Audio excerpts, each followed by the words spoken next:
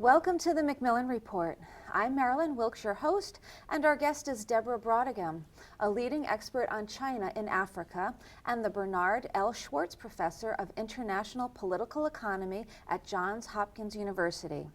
Her teaching and research focus on international development strategies, governance, and foreign aid, and she regularly advises international agencies and governments on China-Africa economic engagement.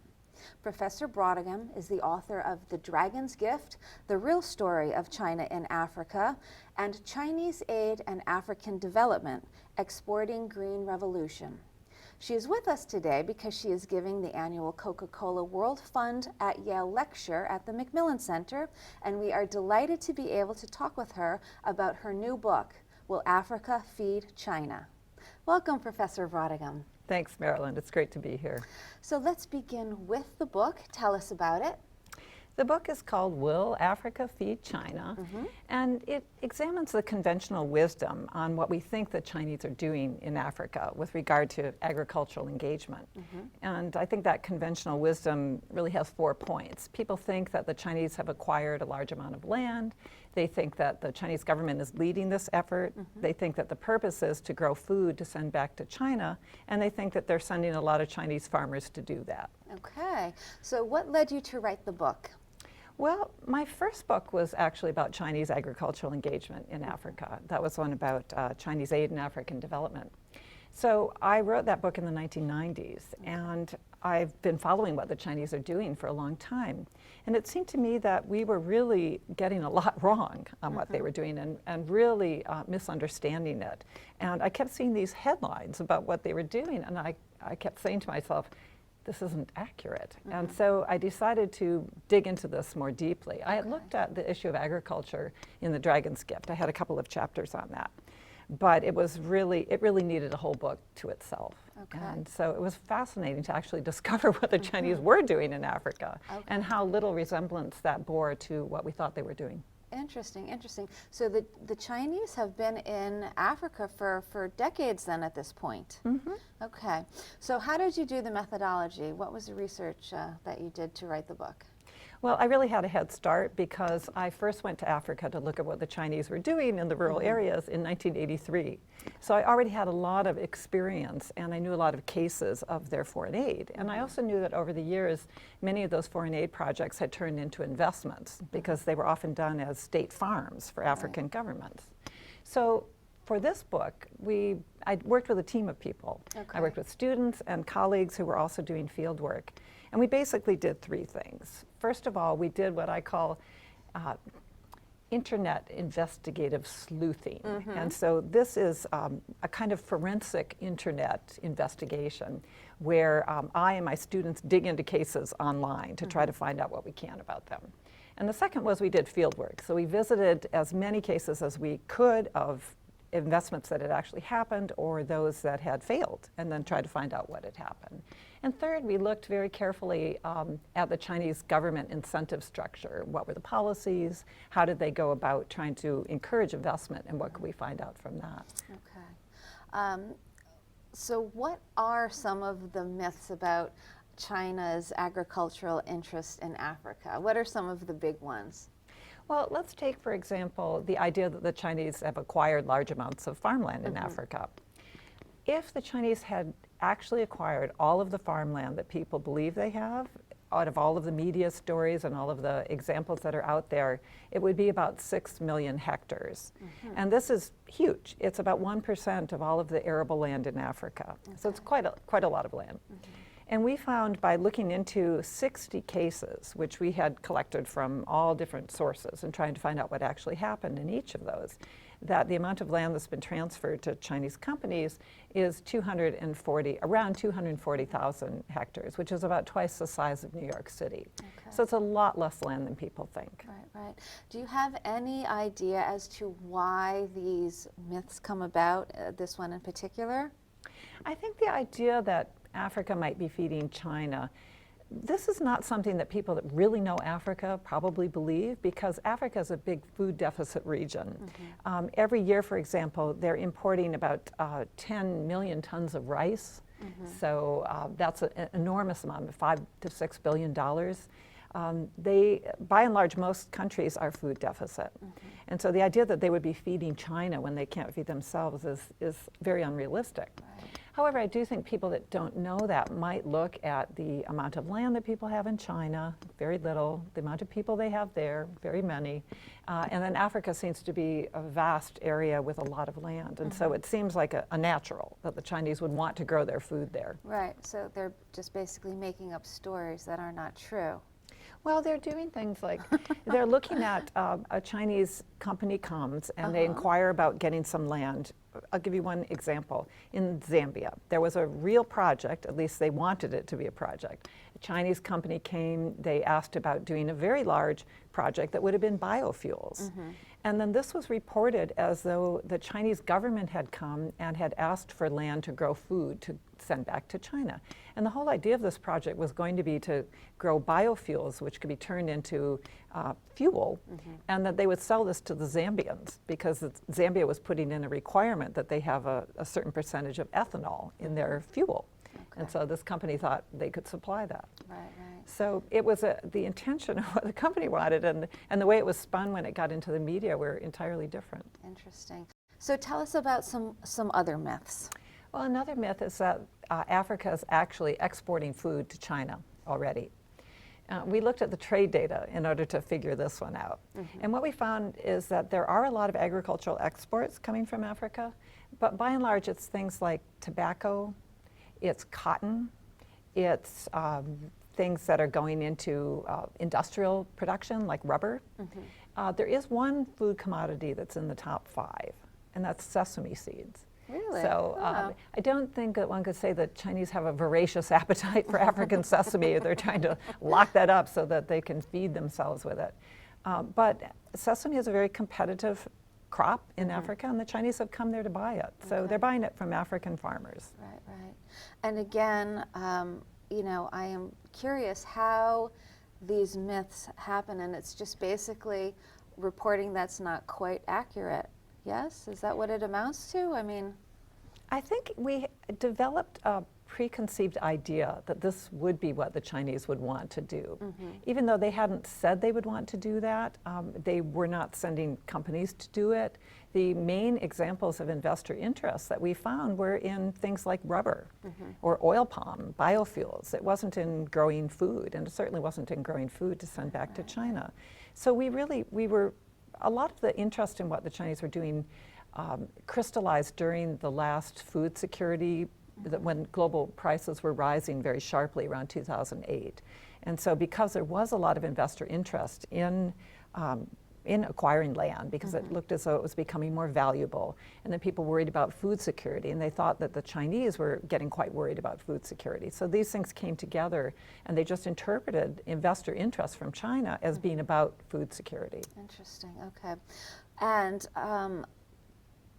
is China in virtually every African country, or just specific ones? If you're talking about China as an investor or China as a aid partner, they're just about everywhere. As an investor, as where the companies are seeking business, they're really everywhere, even in places like Somalia. If you're talking about diplomatically, there are 3 countries that still recognize Taiwan, so there's no Chinese government presence there.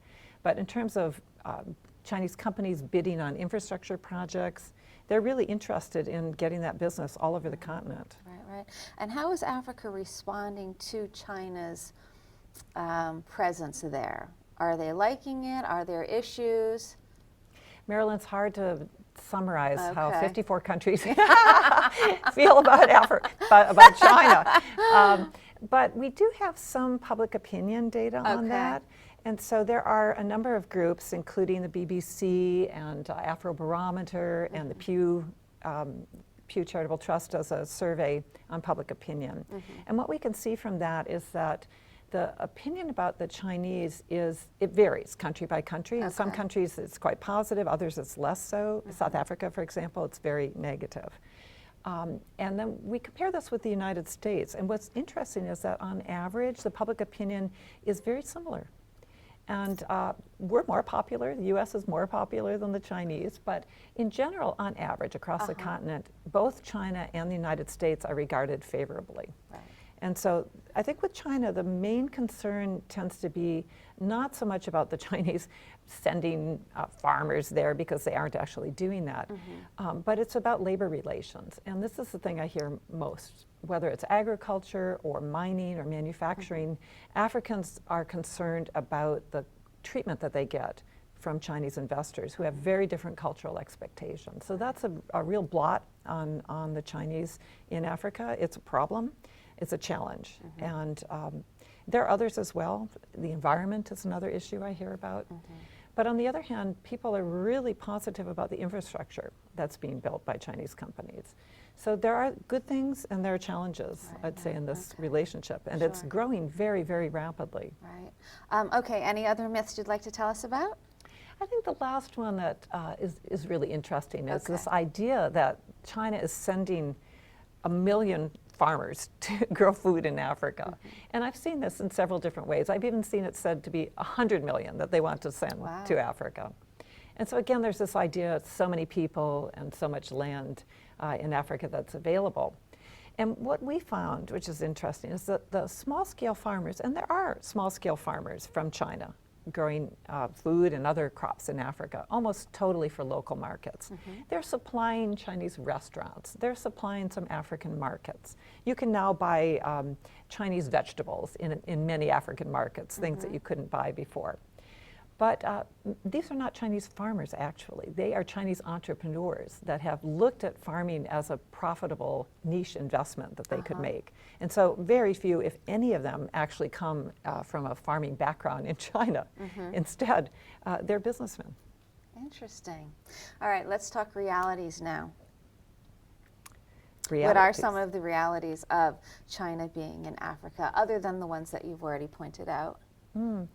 Well, there are many realities. I think trade is part of the reality, and this is something that in the U.S. we look at with some concern, because our export market in Africa it's complementary right now with China's export market, but it's relatively small. For example, I think we're exporting about 60, 70 billion or so.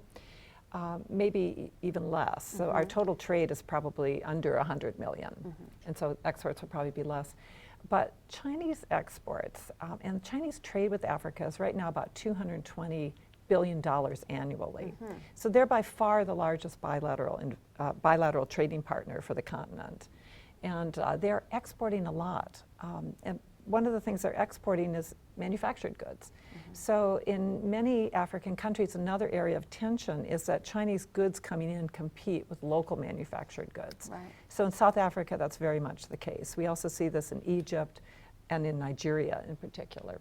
So people that work in factories in those countries are concerned about having to compete with the Chinese.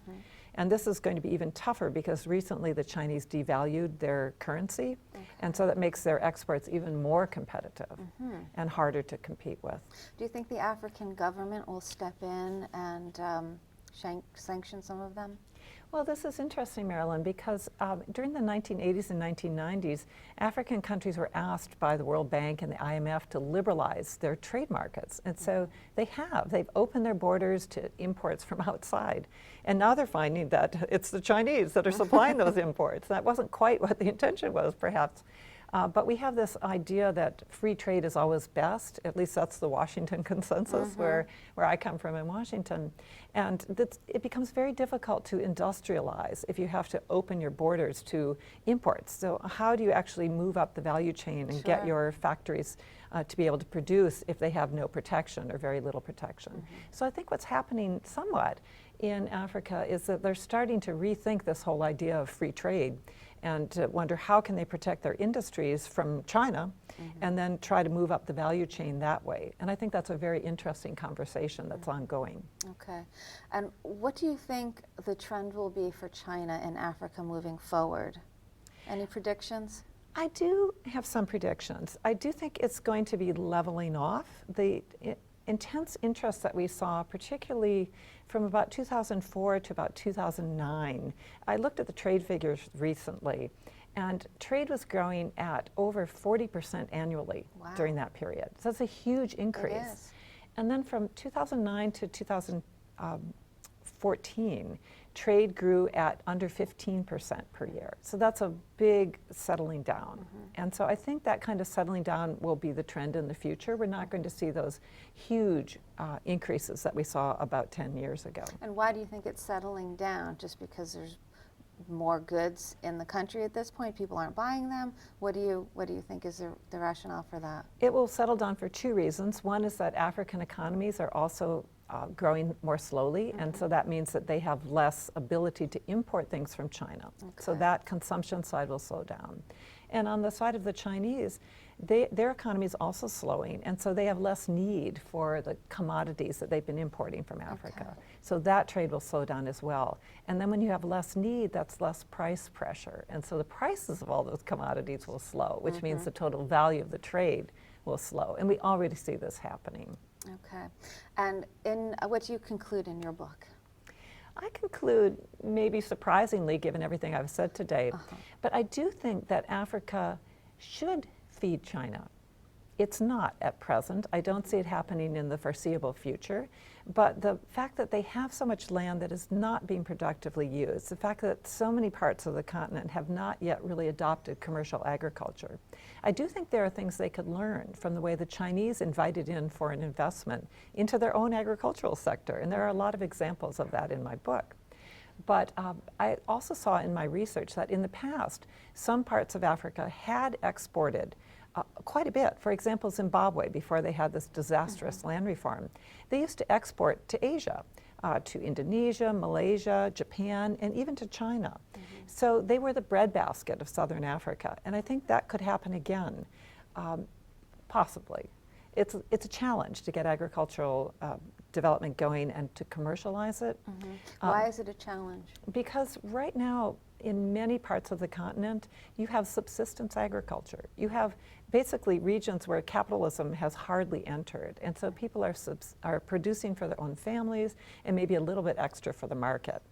And the land is not being used efficiently. And yet these are people with very real needs, very poor people, and taking their land away, which is what's happened everywhere else in the world, that this kind of subsistence farming doesn't exist in very many places anymore. This is a very painful transition. So everyone wants, at least well-meaning people want to make this to be less painful, and they want to help these small farmers to move up the value chain. My own view on that is that some areas this might work, but in a lot of parts of the continent it's unrealistic. Small farmers are not going to be the future in many parts of Africa. They're going to move to the cities. They're going to look for jobs there, and they will have to commercialize on a larger scale. But this is still very controversial. Right. And I don't think it's been accepted by a lot of Africa's partners as well as by a lot of Africans themselves. Okay. Very interesting. Thank you so much for being here with us today and sharing some of your work. It's been a pleasure. Thank you for having me. For more information about Professor Bräutigam and her research, please visit our website at macmillanreport.yale.edu. Be sure to join us again for another episode of the MacMillan Report, made possible through funding from the Whitney and Betty MacMillan Center for International and Area Studies at Yale.